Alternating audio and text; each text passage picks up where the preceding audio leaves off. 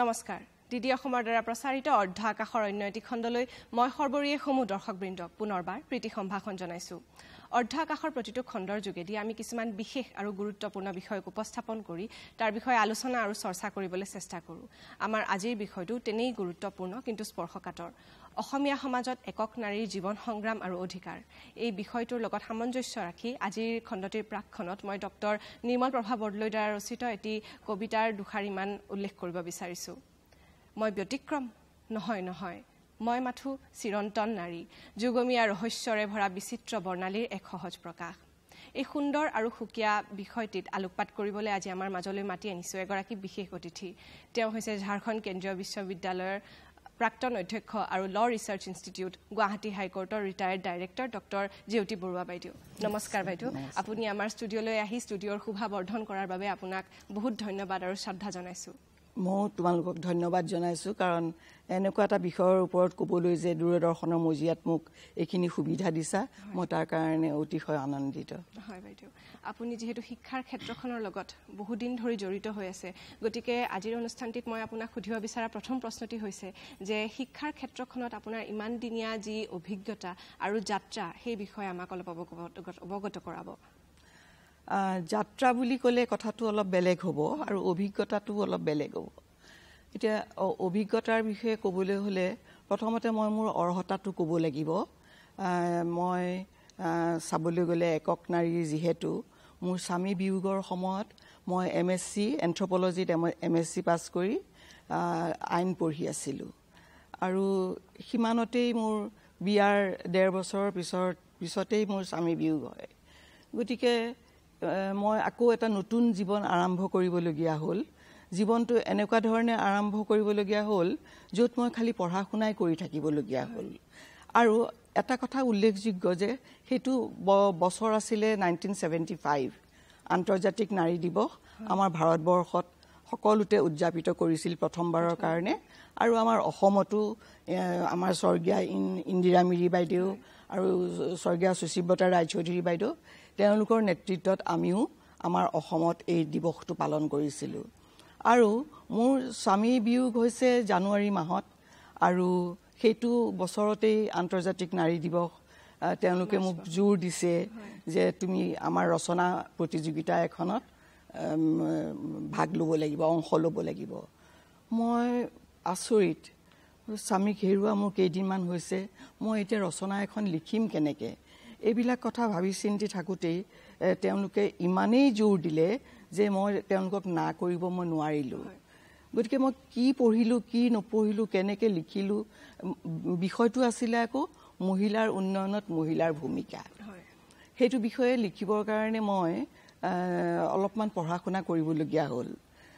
গতিকে সেই যে পঢ়া শুনা কৰিবলগীয়া হ'ল ৰচনা প্ৰতিযোগিতাখনত জইন কৰিলোঁ সেইটোৱেই মোৰ প্ৰথম খোজ মানে কিয় কৈছোঁ যে মই এইটো ভবা নাছিলোঁ বাইদেউহঁতৰ কথা পেলাব নোৱাৰি মই লিখিছিলোঁ কিন্তু মই আচৰিত ধৰণে ৰচনা প্ৰতিযোগিতাখনত অসমৰ ভিতৰত ফাৰ্ষ্ট প্ৰাইজ পাই গ'লোঁ প্ৰথম হ'লোঁ গতিকে মোক তেওঁলোকে যি ধৰণে অনুপ্ৰাণিত কৰিলে সেইটোৰ কাৰণে মই সদায় তেওঁলোকক সুঁৱৰি থাকোঁ আৰু মোৰ যাত্ৰা আৰম্ভ হৈছে সেই ৰচনাখনৰ পৰা আৰু তাৰপিছত সকলোৱে যেতিয়া জানিলে যে মই অলপমান লিখা মেলা কৰোঁ তেতিয়া আমাৰ স্বৰ্গীয় চন্দ্ৰপ্ৰসাদ শইকীয়াদেৱে তেতিয়া আছিলে আমাৰ পাব্লিকেশ্যন বৰ্ডত প্ৰকাশন পৰিষদৰ সচিব তেওঁ ক'লে যে আমিতো এতিয়া বিশ্বকোষ এনচাইক্ল'পিডিয়া অসমীয়া এনচাইক্ল'পিডিয়া প্ৰকাশ কৰিব ওলাইছোঁ তুমি লিখিব লাগিব গতিকে সেইটো মই না কৰিব নোৱাৰিলোঁ তেওঁ মোক বহুত ধৰণৰ এন্থ্ৰপলজিকেল ৱৰ্ড দিলে সেইবিলাক ৱৰ্ডৰ ওপৰত মই বিশ্বকোষত যিহেতু প্ৰকাশ পাব মই কিমান আন্তৰিকতাৰে কিমান হেঁপাহেৰে যত্নেৰে মই লিখিবলগীয়া হ'ল আৰু সেইবোৰ লিখিবৰ কাৰণে মই বিভিন্ন লাইব্ৰেৰীলৈ অহা যোৱা কৰিবলগীয়া হ'ল মানে এটা টাৰ্ণিং পইণ্টৰ নিচিনা হ'ল যিটো বেদনাই মোক খুলি খুলি খাইছিল তেওঁলোকে মোক এটা ৰাস্তা দেখুৱাই দিলে গতিকে তেনেকৈ লাইব্ৰেৰীবিলাকলৈ যাওঁতে মই আমাৰ গুৱাহাটী ইউনিভাৰ্চিটিৰ লাইব্ৰেৰীলৈকো যাবলগীয়া হ'ল লগতে মোৰ ডিপাৰ্টমেণ্টতো অকণমান ভিজিট কৰিবলগীয়া সেইটো এটা মোৰ শিক্ষাগুৰুসকলক লগ পোৱাটো মোৰ এটা বৰ ভাল লগা কথা আছিলে গতিকে মই তাতো যাবলগীয়া হ'ল আৰু এটা কথা ভাল হ'ল শিক্ষাগুৰুসকলে মোক এৰি নিদিলে তেওঁলোকে লগে লগেই কৈছে এইটো চাকৰিটো তোমাৰ বেছি দিন নাথাকিব এইটোতো তুমি কন্ট্ৰাক্ট বেচিছত কৰা কাম গতিকে তুমি ৰিচাৰ্চ স্কলাৰশ্বিপটো লৈ পেলাই ৰিচাৰ্চ আৰম্ভ কৰা তাৰপিছত মই ভাবিলোঁ কি কৰা যায় মই এনেও ভাবিয়ে আছিলোঁ কাৰ্বি জনজাতিৰ ওপৰত তেওঁলোকৰ প্ৰচলিত ৰীতি নীতি কাষ্টমাৰী ল কেনেকুৱা তাৰ ওপৰতে মই ৰিচাৰ্চটো কৰিম তাৰপিছত ৰিচাৰ্চ স্কলাৰশ্বিপো মোক তেওঁলোকে মোৰ গুৰুসকলেই মোক যা যোগাৰ কৰি পেলাই গোটেইখিনি ঠিক কৰি দিলে কামটো আৰম্ভ কৰিছোঁহে আকৌ কেইদিনমানৰ পিছত পেপাৰত 1977 তেতিয়া মোৰ ঘটনা ঘটিলে 77ত এডভাৰটাইজ দেখিলোঁ গুৱাহাটী উচ্চ ন্যায়ালয়ত আইন গৱেষণা প্ৰতিষ্ঠান আৰম্ভ হৈছে এষ্টাব্লিছ কৰিছে আৰু তাত ৰিচাৰ্চ অফিচাৰ লাগে তেতিয়া মোৰ গুৰুসকলে ক'লে যে ৰিচাৰ্চ স্কলাৰশ্বিপ এটা লোৱাতকৈ তোমাৰ এতিয়া অৰ্থনৈতিক কথাটো চিন্তা কৰিব লাগিব সেইকাৰণে এইটোলৈ এপ্লাই কৰিলে ভাল নেকি আৰু তেওঁলোকে মোক ইমান মৰম কৰিছিলে মোৰ শিক্ষাগুৰুসকলে তেওঁলোকে নিজেই মোৰ এপ্লিকেশ্যনখন লিখি মেলি ঠিক কৰি দিছিলে আৰু সেইখন মই ছাবমিট কৰিলোঁ ছাবমিট কৰোঁতে হাইকোৰ্টত প্ৰথম ভয়ে ভয়ে সোমাইছোঁ দিলোঁ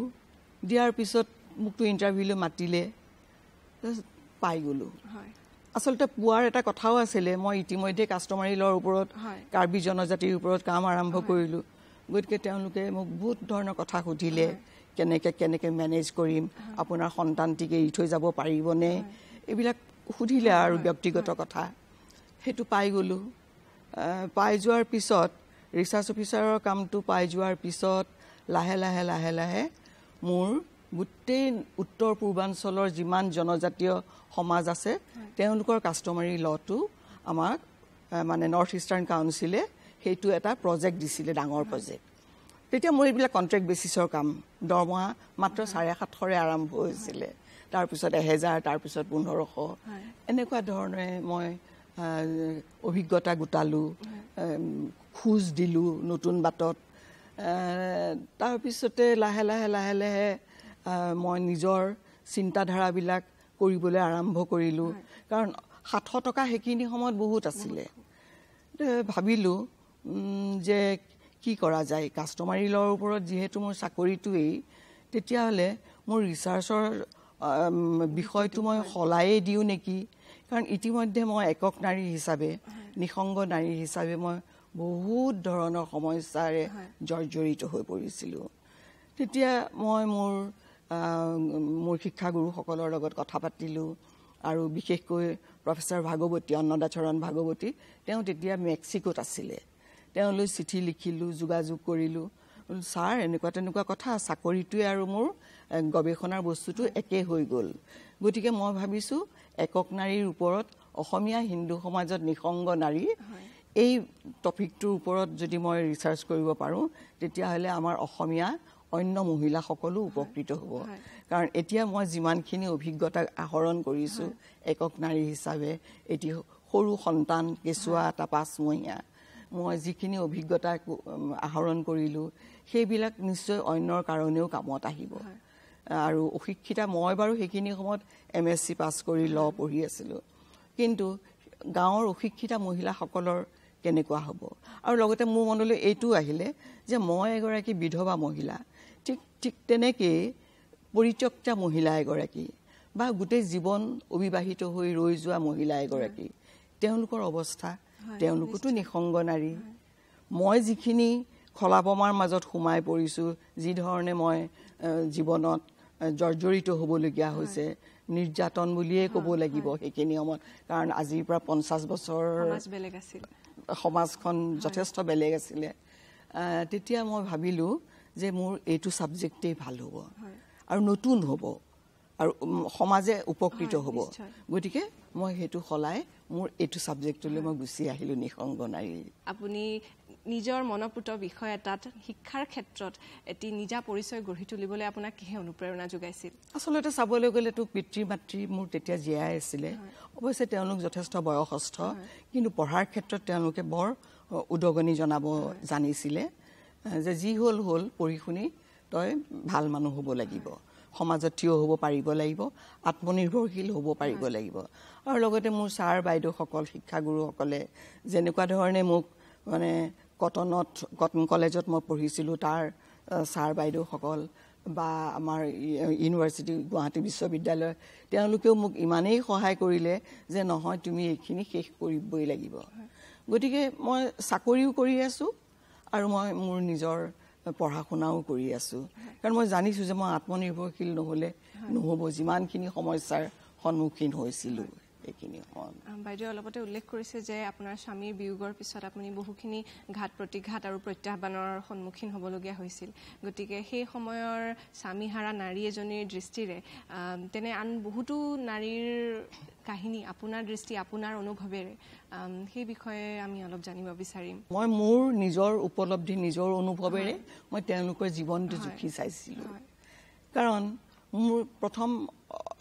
অসুবিধাটো হৈছিলে থকা ঠাইৰ। স্বামীক হেৰুৱাৰ পিছতেই মই সেই পৰিয়ালটোত মই কেনেকৈ থাকিম। স্বামীহীনা মহিলা এগৰাকী, তাতে মোৰ চাকৰি নাই তেতিয়া। গতিকে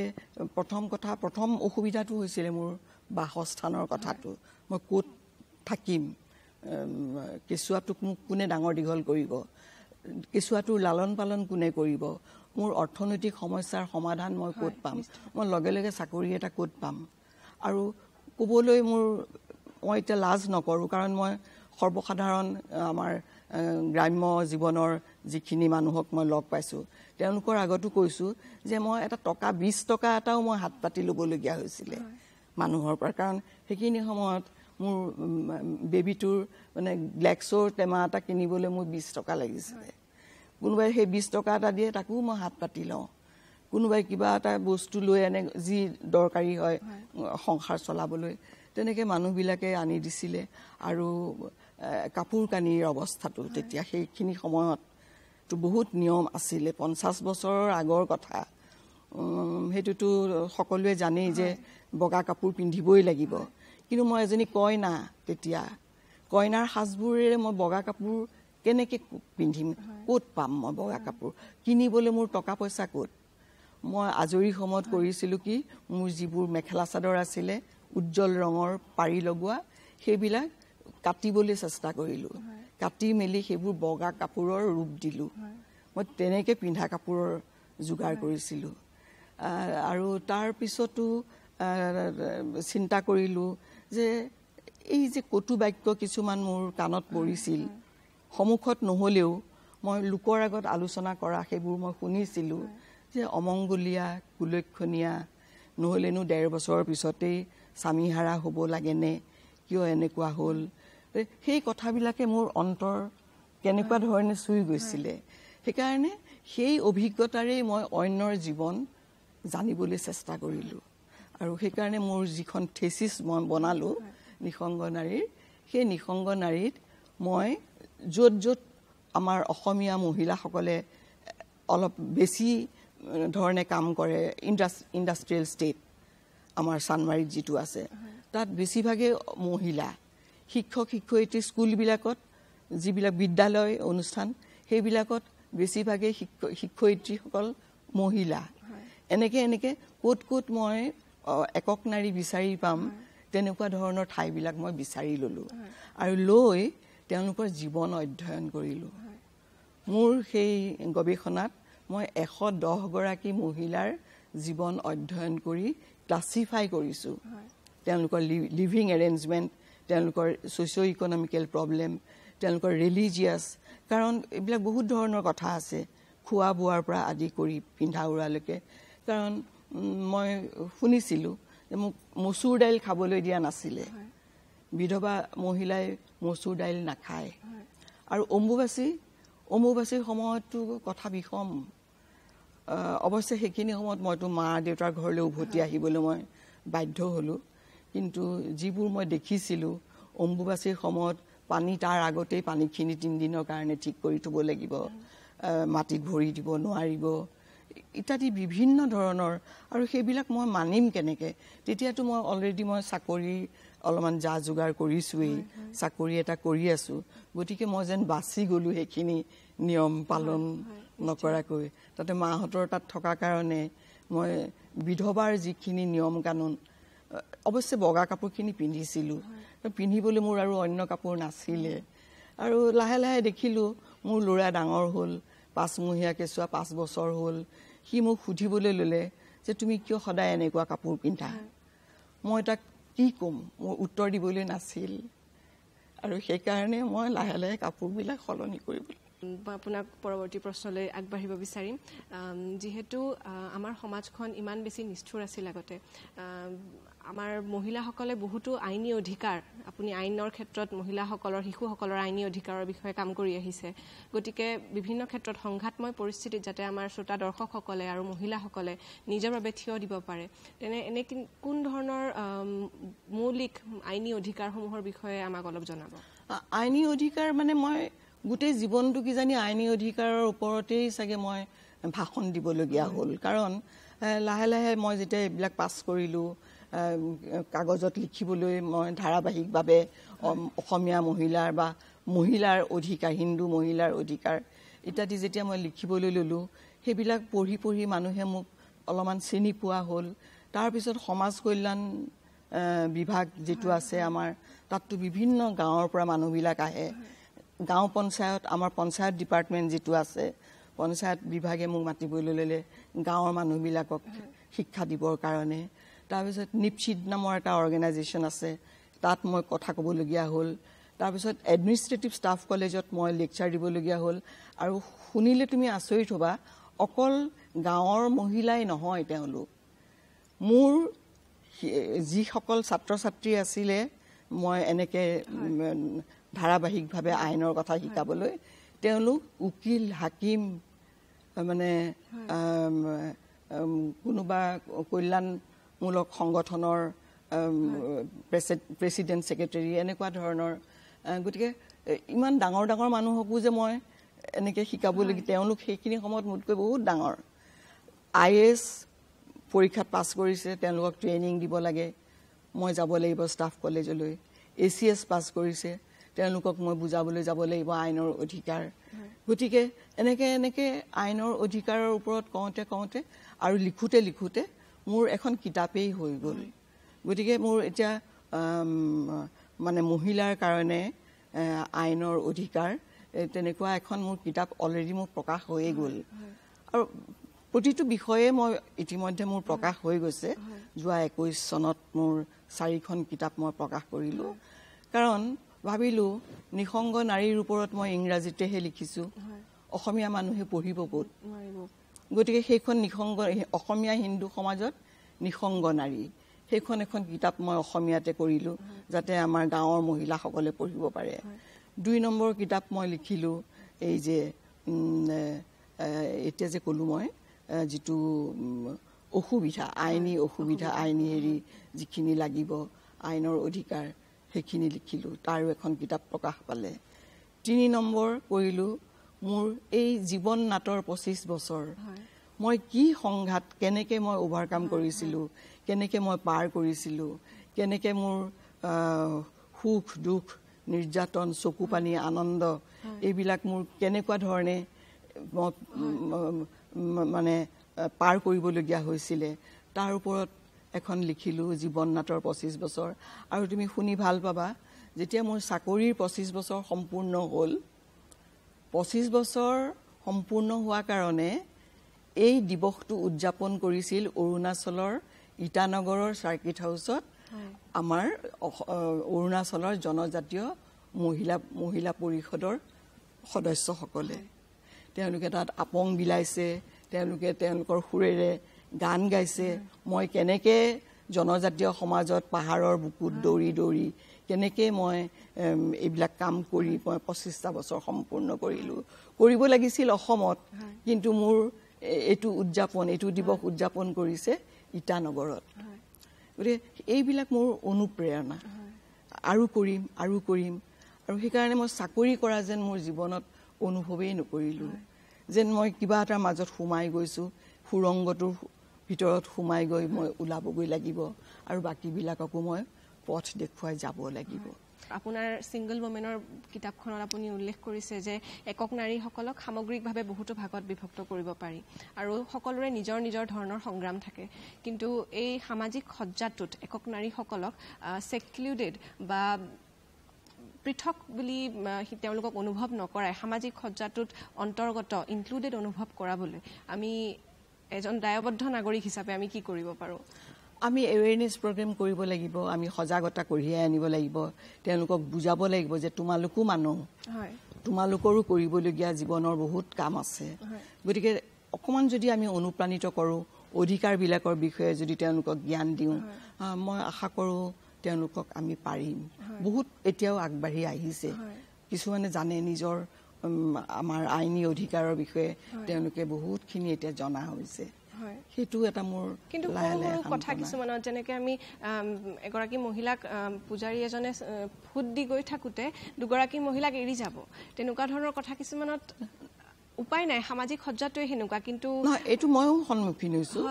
দৌল গোবিন্দ মন্দিৰ মই কলৈকো নাযাওঁ খালি দৌল গোবিন্দ মন্দিৰলৈ যাওঁ মোৰ ইমান দুখ লাগে এনেকৈ লাইন পাতি সেৱা কৰি পেলাই থিয় হৈ থাকিম সবকে পুৰোহিতে ফুট দি যাব মোৰ ফুটটো চন্দনৰ বাতিটোৰে দিয়ে মই সেইটো কথা লিখিছো আৰু মই নৱগ্ৰহ মন্দিৰতো মই পুৰোহিতক সুধিছো যে আপোনালোকে কিয় নিদিয়ে হিন্দুৰৰ ফুটটো আমি কিয় ল'ব নোৱাৰো তেওঁলোকে কৈছে এইটো নিয়মেই চলি আহিছে এনেকুৱা কিছুমান কথা আহিছে তেতিয়াৰ পৰা চলি অহা নিয়ম কিছুমানত এতিয়াও মানুহ বান্ধ খাই আছে আৰু এই বান্ধোনতে এতিয়াও বহুত নাৰী বা মানুহ সামগ্ৰিকভাৱে আঘাত হ'বলগীয়া হয় এগৰাকী অকলশৰীয়া নাৰী যোনে বহুত কম বয়সত নিজৰ জীৱন সংগীক হেৰুৱাইছে তেনে নিসংগ বুলি ক'লেও ভুল হ'ব যদিও বহুত ক্ষেত্ৰত নিসংগ নাৰীয়ে গৰাকীৰ জীৱন সংগী হিচাপে আপুনি কাক বিচাৰি লৈছে বা সংগী কোন হ'ব পাৰে তেনে নাৰীৰ আচলতে এগৰাকী নিসংগ নাৰীৰ যি সুখ দুখ লাঞ্ছনা বঞ্চনা জৰ্জৰিত হোৱা যেনেকুৱা এটা পৰিৱেশ সেই পৰিস্থিতিটোত এগৰাকী নিসংগ নাৰীয়ে সংগী বিচাৰি পোৱাটো সিমান এটা সহজ কথা নহয় মই নিজেই নোৱাৰিলোঁ কাৰণ মনত সদায় এইটো ভাব কিবা হ'ব তাৰ পিছত প্ৰশ্নবোধক চিনবিলাক আৰু ভৱিষ্যতৰ কথা আছে মোৰ এটি শিশু আছে সেইবিলাকতো বাদেই তাৰোপৰি খাপ খাব পাৰিম নে নোৱাৰিম নিসংগতা মোৰ আঁতৰিব নে নাতৰে নে আৰুহে বেছি কিবা হ'ব এই ভয়বিলাক মনৰ ভিতৰত আছিলে আৰু সেইকাৰণে আজিকালি মই কৰোঁ কি কাৰোবাৰ লগততো কথা পাতিবলৈ মন যায় পুৰুষেই হওক বা মহিলাই হওক নিসংগ নাৰীৰ যে সংগী খালি পুৰুষেই হ'ব সেইটো নহয় তুমিও মোৰ সংগী হ'ব পাৰা গতিকে তোমাৰ লগত মই মোৰ ভাৱ বিনিময় মোৰ কথাখিনি যদি মই শ্বেয়াৰ কৰোঁ মোৰ মনটো অকণমান পাতলিব গতিকে সেইখিনি কৰিবলৈকো আজিকালি মানুহ নাই সকলো মানুহেই ব্যস্ত গতিকে মই সদায় নিশা শুবৰ সময়ত মই ডায়েৰীখন উলিয়াই লওঁ ডায়েৰীৰ পাতখিলাই মোৰ বন্ধু নিসংগ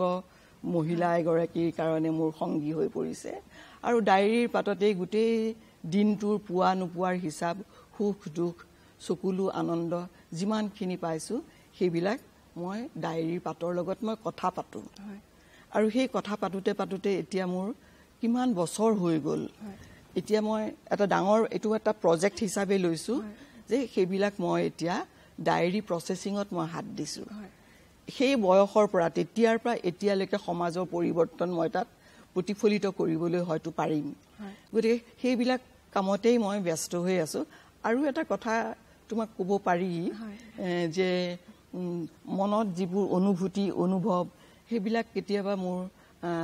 স্বামী ঢুকুৱাৰ পিছত আগতে নাছিল কিছুমান কথা মোৰ অন্তৰলৈ কবিতাৰ সুৰত আহি যায় কবিতাৰ ছন্দেৰে আহি যায় মই ভাবিছিলোঁ